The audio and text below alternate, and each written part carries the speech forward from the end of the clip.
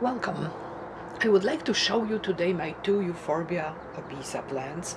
They are extremely interesting and it is important to show them together because one of them is a male, one of them is a female. One of them produces male flowers, one of them produces female flowers. The bigger one is a male. He's about a quarter of a century old. I got it about 25 years ago. Quarter of a century. It sounds very serious, doesn't it? So I got it as a plant that was about the size of the female right now. So he's probably more than 30 years old. And the female, she's about, I would guess, 7 years old.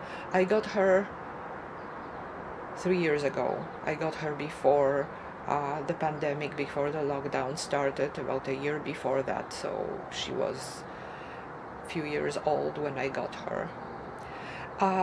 The reason I am showing you my Euphorbia obesas today is that someone wrote a comment underneath my video about Euphorbia obesas, and he asked to provide an update, and I was so happy that someone was interested in my videos enough to ask for an update that I decided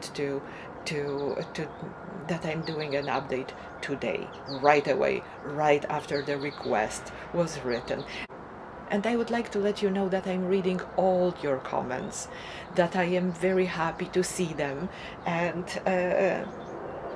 to thank you to all of you who are writing comments, who are watching my videos. It motivates me a lot to see that there are some people interested in what I'm doing. There are some people interested in what is going on with my plants. So if you're watching this video, thank you very much for watching it. But let's go back to the Euphorbia obesa plants that are here.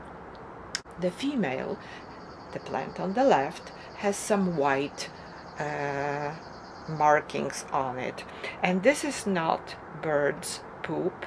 I didn't wash it, and I specifically put the plant so you can see it.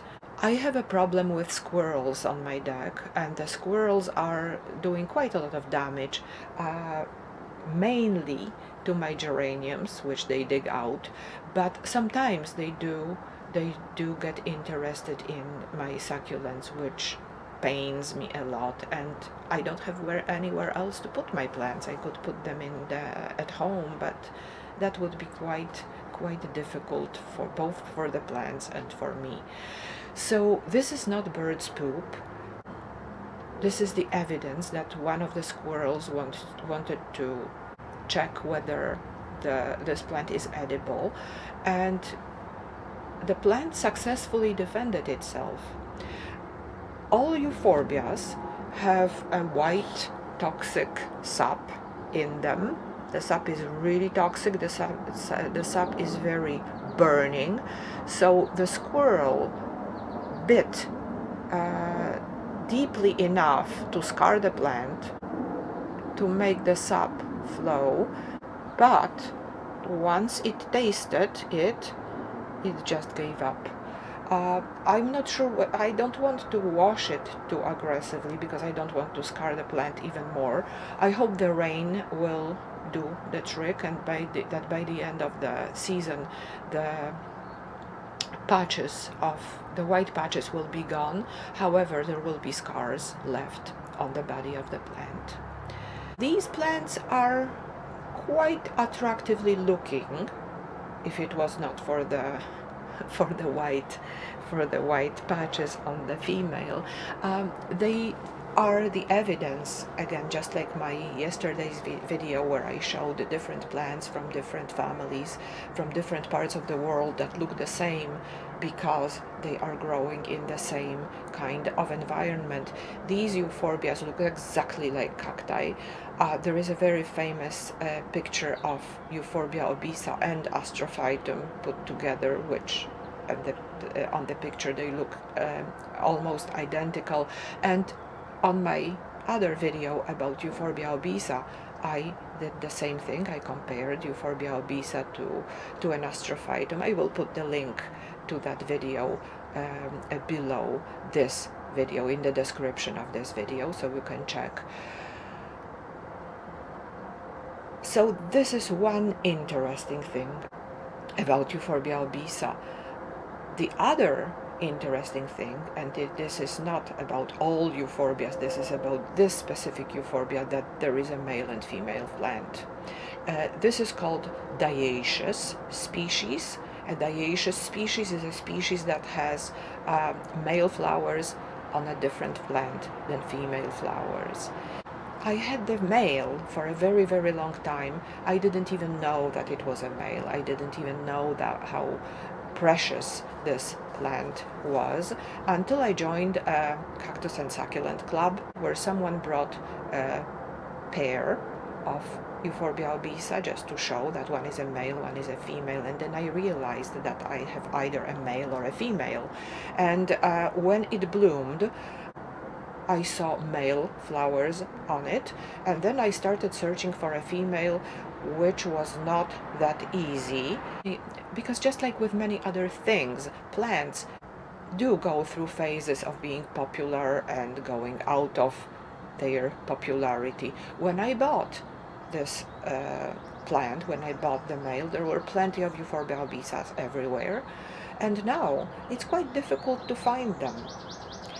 But I found the female, and while looking for it, I learned that females are much easier to find than males. Males are quite difficult to find. Males are much less common than females, which makes sense because because males are producing pollen in large numbers, and they can fertilize many female flowers at the same time. So from the evolutionary point of view, it makes total sense. So I was doubly lucky. I was lucky that I got a male in the first place, and then I was lucky to find a female for him.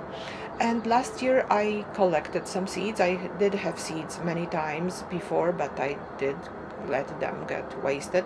Last year I collected some seeds and I gave them to someone who sowed them and who has right now tiny little seedlings of Euphorbia obesa. So not only they are a couple, but they are also parents. So if you want to see the male and female flowers from up close, they are not open right now, they are in buds, they are forming at the very tip of the plant. They are forming along the ribs of the plants. But if you want to see the flowers from up close, please watch my other video about these plants. I will put the link in the description of this video. Well, thank you so very much for watching my video about Euphorbia obesa, about my 2 Euphorbia obesa plants. I hope you like them, because I like them a lot. Have an amazing day.